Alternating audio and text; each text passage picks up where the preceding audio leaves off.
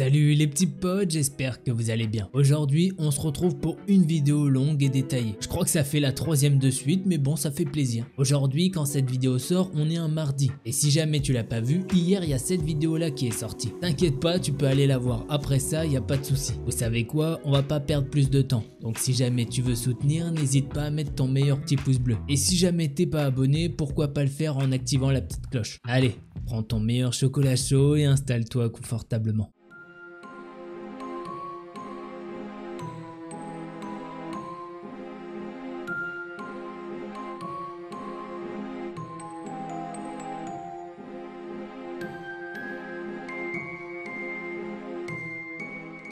L'histoire que je vais vous raconter, c'est celle de June. C'est une jeune femme de 30 ans qui vit assez bien sa vie. Elle nous dit qu'elle occupe une place assez importante dans l'entreprise de son père. Elle habite aux États-Unis et elle a un petit ami qui s'appelle John. Elle et John habitent ensemble depuis 1 an et demi. Mais il est parfois absent pour des voyages professionnels. Avant que cette histoire commence, June se considère comme une femme plutôt banale. Ni trop moche, ni trop belle. Elle est blonde et le détail qui a toute son importance, eh bien c'est qu'elle porte des lunettes de vue. Depuis un moment, June a des problèmes avec sa vue et elle a décidé qu'il est temps pour elle d'aller faire une petite consultation afin de ne plus avoir ce problème qui commence sérieusement à l'handicaper dans son travail. June a décidé de prendre une journée de repos à son travail pour pouvoir se rendre à son rendez-vous à l'ophtalmo. Le vendredi donc, June se prépare à aller à son rendez-vous d'ophtalmologie et elle a prévu ensuite d'aller faire quelques boutiques à côté pour se détendre. Pour se rendre à son rendez-vous, June va y aller à pied puisque June prend très rarement la voiture. Elle nous dit qu'elle aime pas conduire et surtout qu'elle aime prendre l'air. Surtout qu'à son job, elle se retrouve enfermée dans des bureaux. Donc c'est tout naturellement que June a pris son plus beau chapeau pour se protéger du soleil et elle se rend en direction de son rendez-vous.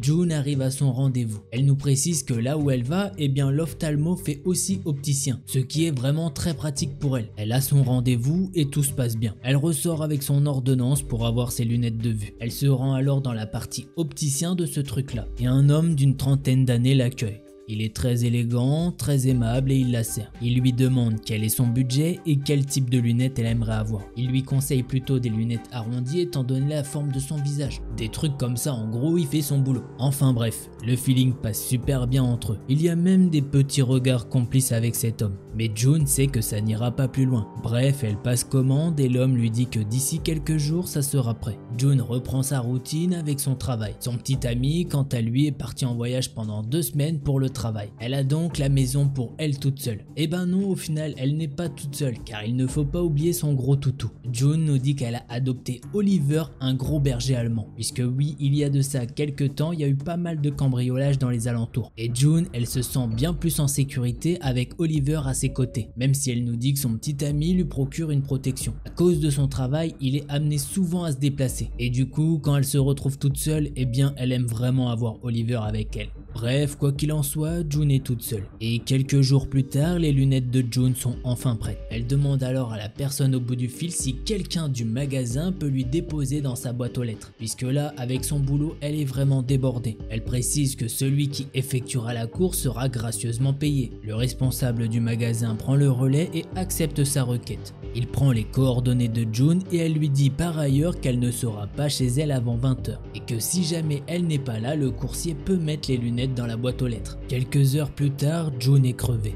Il est bientôt 21 h et elle n'est même pas encore rentrée chez elle. Elle décide alors de prendre un Uber pour rentrer plus vite chez elle. La route se passe très bien et June remercie le Uber. Elle se dirige vers sa maison dans le quartier où elle habite. Elle rentre chez elle et son chien Oliver lui fait la fête. Elle est tellement heureuse de le voir. Elle va directement lui mettre de l'eau et à manger. Puis elle se pose sur le canapé. Puis d'un coup, quelqu'un sonne chez elle. June regarde l'heure et il est 21h24. À ce moment-là, elle se pose une question. Qui peut bien sonner à une heure pareille? Elle s'avance et va regarder par l'œilleton. Et elle voit l'homme de l'opticien qui se tient devant chez elle. Elle décide alors de lui ouvrir. Il lui explique qu'il est là pour les lunettes qu'elle a commandées il y a quelques jours. Et que c'est lui qui va lui remettre. June l'invite alors à rentrer et elle va enfermer Oliver dans le jardin pour ne pas qu'il saute sur cet homme. Elle lui demande s'il veut un café et il accepte volontiers. Même si elle trouve ça un petit peu bizarre qu'il ait attendu aussi longtemps devant sa maison, alors qu'elle avait bien spécifié qu'il pourrait la déposer dans la boîte aux lettres. Mais d'un côté, June se dit que le mec est juste un chouette type et qu'au final c'est super gentil de sa part de lui avoir ramené. Elle le remercie pour les lunettes et l'homme commence à se rapprocher. Il commence alors à toucher ses lunettes et lui dit que si quoi que ce soit la gêne, il faut qu'elle lui dise. Mais le truc c'est que son toucher est un petit peu bizarre. Il touche bien les lunettes certes, mais June a l'impression qu'il en profite pour lui faire des espèces de caresses. Tout ça en lui remettant les cheveux derrière les oreilles. Bref, elle passe outre et elle se dit que le mec fait juste son travail de bien vérifier s'il n'y a rien qui gêne. Puis l'homme la complimente et lui dit que ses lunettes lui vont très bien, qu'elle a de jolies mains, de jolies jambes et de beaux yeux, et qu'il pourrait les regarder à l'infini. June et cet homme sont assis sur le canapé et un silence commence à s'installer. June est de plus en plus mal à l'aise face à cet homme. Puis à un moment, l'homme commence à se rapprocher. À ce moment-là, c'est vraiment l'horreur pour June. Elle ne veut pas que ce gars se rapproche. Certes, elle nous dit qu'il est très beau, mais elle a un petit ami, et donc elle ne veut pas de cet homme. L'homme commence à lui caresser la cuisse, et c'est à ce moment-là que June a un petit coup électrique qui la percute et qui la réveille. Elle lui dit d'arrêter ce qu'il fait et qu'il est tard. Il ferait mieux de rentrer chez lui. L'homme commence à changer de visage et il se montre très énervé. Il commence à prendre June par les bras et il lui dit de bien ouvrir les jambes car elle l'a bien chauffé pendant pas mal de temps. Et il a très bien vu qu'elle le chauffait. June est complètement terrifiée. Maintenant, l'homme essaye de l'embrasser de force. C'est à ce moment-là qu'elle en a profité pour lui mettre un coup de boule. Et ni une ni deux, elle se précipite vers le jardin où se trouve Oliver. Pendant ce temps-là, l'homme a dû comprendre ce qu'elle envisageait de faire et il a pris la fuite. June a à peine eu le temps de libérer Oliver que l'homme était déjà parti. June essaye de reprendre ses esprits et elle se dit que ce n'est pas si grave que ça. Rien de grave ne lui est arrivé. Elle se dit que ça aurait pu être pire. June a alors décidé de ne pas prévenir la police de ce qui vient de se passer. Elle se dit qu'il ne lui a rien fait à part essayer de l'embrasser. Elle ne veut pas appeler la police à cause d'un petit point. Faire venir la police dans son petit quartier tranquille, ça ferait tâche. Bref, elle décide de ne dire ça à personne. Elle se dit que de toute façon, elle ne le reverra sûrement jamais. Quelques jours plus tard, ces événements sont de l'histoire ancienne pour June. Elle a repris le cours de sa vie bien tranquillement. Comme vous le savez très bien, June est très prise par son travail et elle sort des fois des réunions très tard. Ce jour-là, June est sortie de sa réunion à 22 h. Elle nous dit que ce soir-là, les Uber sont juste trop longs. Elle décide donc de rentrer à pied. Tout le long du trajet se passe super bien. Arrivée dans son quartier, il y a quelques ruelles qui sont peu éclairées, mais qu'elle doit traverser. Et elle est maintenant quasiment arrivée chez elle. À même pas 2 minutes de chez elle, elle voit une voiture garée dans l'allée qu'elle doit emprunter.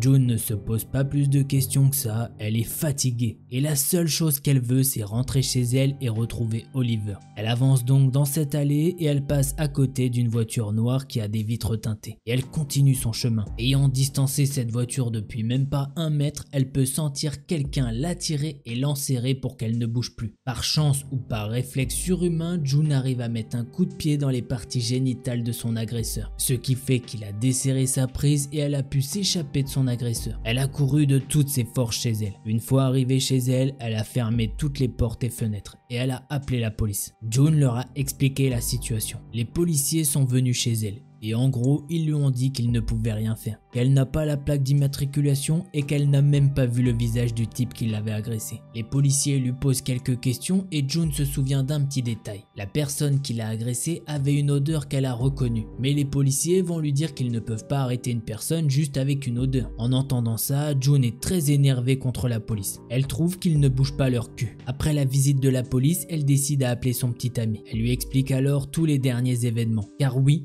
June est sûre d'une chose, l'homme qui l'a agressé dans la ruelle est le même gars de l'opticien. Elle a pu sentir cette odeur, c'est la même. Le petit ami de June a alors décidé de couper court à son voyage professionnel et de revenir. Les jours se suivent et rien ne se passe. À part que June a le sentiment d'être suivie, d'être observée, d'être oppressée. Elle a l'impression d'être épiée même quand elle fait quelque chose de simple. Que ça soit des courses, se rendre au travail ou sortir Oliver. Elle ne sait pas pourquoi mais elle sent que quelque chose se prépare. Elle a un pressentiment au fond de son ventre qui la fait stresser. Quelques jours après ça, un événement est survenu. Oliver est tombé malade. June a dû l'emmener d'urgence pour voir ce qui n'allait pas avec Oliver. Oliver a subi un empoisonnement alimentaire et il doit être opéré au plus vite pour avoir le plus de chances de survie. June va accepter ce que les vétérinaires lui disent de faire. Les vétérinaires lui disent qu'ils vont devoir, en plus de l'opérer, le garder le temps de voir comment il va. Et entre-temps, ils lui disent qu'elle peut partir et qu'ils l'appelleront pour lui donner des nouvelles.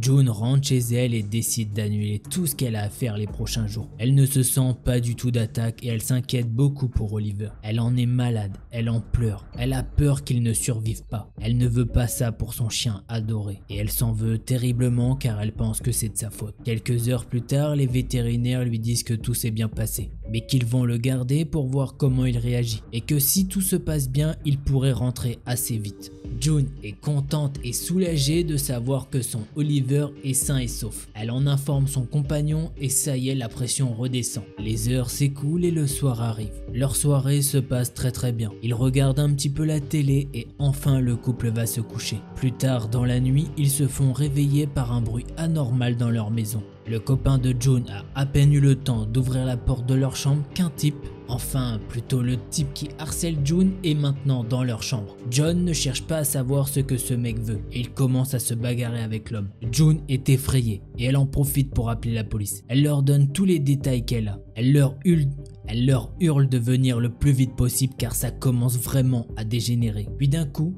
June va prendre la batte de baseball qui se trouve sur le lit et s'avance vers le gars. Au même moment, le mec a sorti un pistolet et il a tiré dans le ventre de son petit ami. June est horrifiée et elle a frappé de toutes ses forces derrière le crâne du type. Il est tombé à moitié assommé. Elle en a profité pour écarter l'arme et la prendre et le pointer avec. Elle lui dit de ne surtout pas bouger. Elle fait quelques mètres pour aller chercher son téléphone sur le lit. Puisque oui, le téléphone est toujours en communication avec les policiers. Elle leur explique la nouvelle situation. Elle leur a dit qu'elle a potentiellement neutralisé cet homme, mais que maintenant une ambulance doit venir car son copain a été touché par balle. La police au téléphone a essayé de la rassurer et lui dit que les secours ont déjà été prévenus et qu'une patrouille de police se trouve très proche d'elle. Il devrait arriver d'ici 30 secondes. L'opératrice va alors la prévenir que quand les policiers vont arriver, elle va devoir déposer son arme. Une minute après, les policiers sont arrivés. Une équipe est arrivée pour embarquer l'homme et une autre pour faire les premiers soins à son copain. Les ambulanciers sont arrivés quelques minutes plus tard et ils ont pu emmener son copain aux urgences. Pour finir, cet homme était recherché depuis un petit moment pour enlèvement, séquestration et abus. Plus tard, les policiers ont dit à June que cet homme leur avait confié que l'arme était plus destinée à son chien Oliver. Il avait pensé que son petit ami ne serait pas là mais Oliver bien présent. L'homme avait prévu de kidnapper June pour l'emmener vivre avec lui dans une cabane en forêt où il serait isolé du monde. Autant vous dire qu'après ça, June a eu beaucoup de mal pour s'en remettre. Mais grâce à Oliver et son petit ami, et surtout grâce à un psychologue, eh bien elle a pu reprendre du poil de la bête. Vous l'avez donc compris, Oliver et son petit ami ont survécu. Et ils ont également appris que l'empoisonnement d'Oliver est dû à cet homme. Il lui a donné du poison et si jamais June n'avait pas réagi assez vite, eh bien il aurait pu mourir. Depuis les événements, cet homme est en prison en attente de son jugement.